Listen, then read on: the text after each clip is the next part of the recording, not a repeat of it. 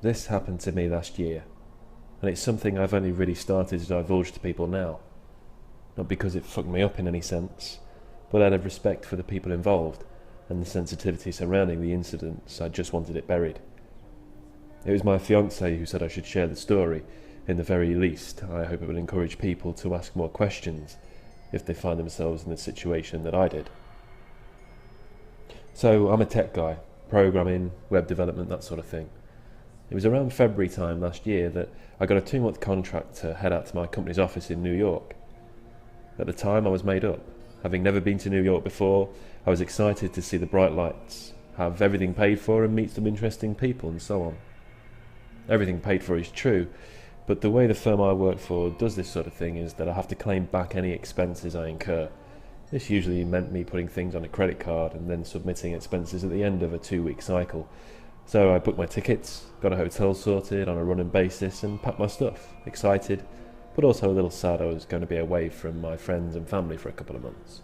Whilst work are good, they're not that good. So I'm 3 weeks into my stay and I'm having a whale of a time in New York.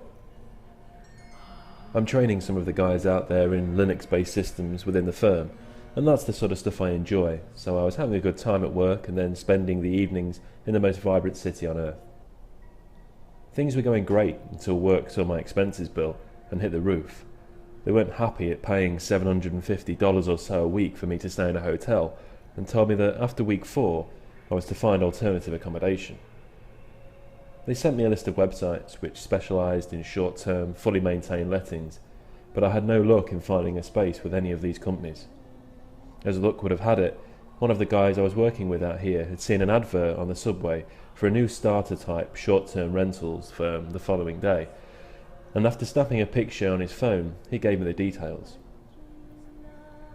Phoning up, I was met with quite an abrupt hello, but after explaining my situation, the guy on the end of the phone said he only had one place left, but that he'd hold it for me if I wanted to see it that day after work.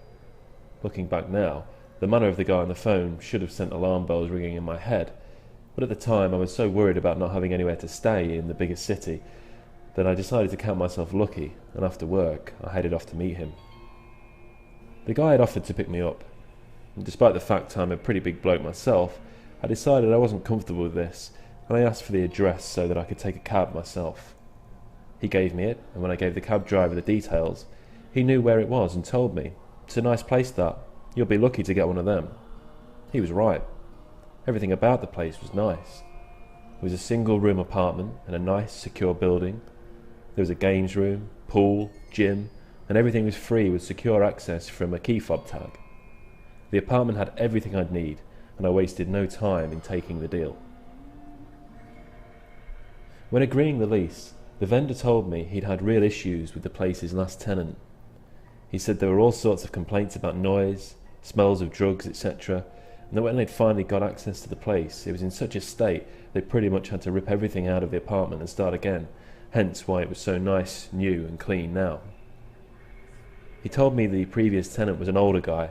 He lived there with his wife, but they assumed that she died and he'd left the place totally out of condition since all of that happened. He got behind with the rent, wasn't answering calls without the chain off, that sort of thing. Once the vendor realised the state the place was in and given the guy notice to be out, he'd simply legged it and done a runner. Packed up all the vital things he'd needed, and in the vendor's words, left the place looking like a whole world of shit. Anyway, that was no bother to me. I had a nice new apartment to see the next 4 weeks out in. The locks had been changed, there was no way the dude could get back in for any reason, and I was excited. I settled in and carried on with my business trip as usual, and for the next few days had a whale of a time. Things were back on track, and the only thing I could get a little down again was missing home, particularly my girlfriend. She used to FaceTime me each evening, and we'd chat about the day and what each other had been up to, and in particular, in typical British fashion, the weather. By this time it was March, April, and the building was hot, and I mean super hot.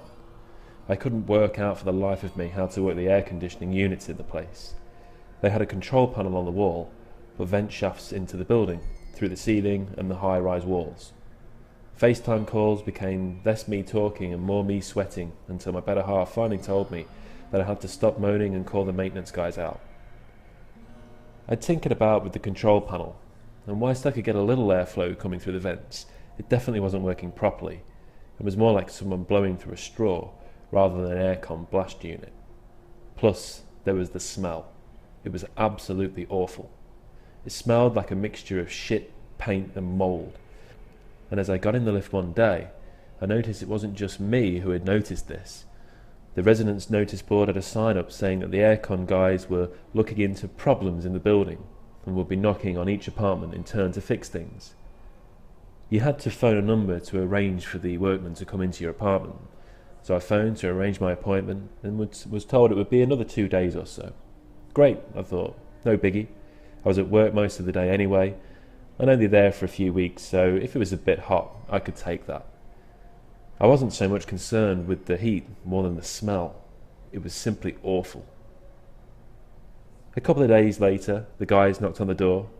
They showed me their IDs and gave me the typical American customer service which I'd been used to since my stay. It always made me laugh how guys twice my age would call me sir. Anyway, these two guys were brilliant. They said they thought the aircon was blocked somewhere, but as yet they hadn't found the cause.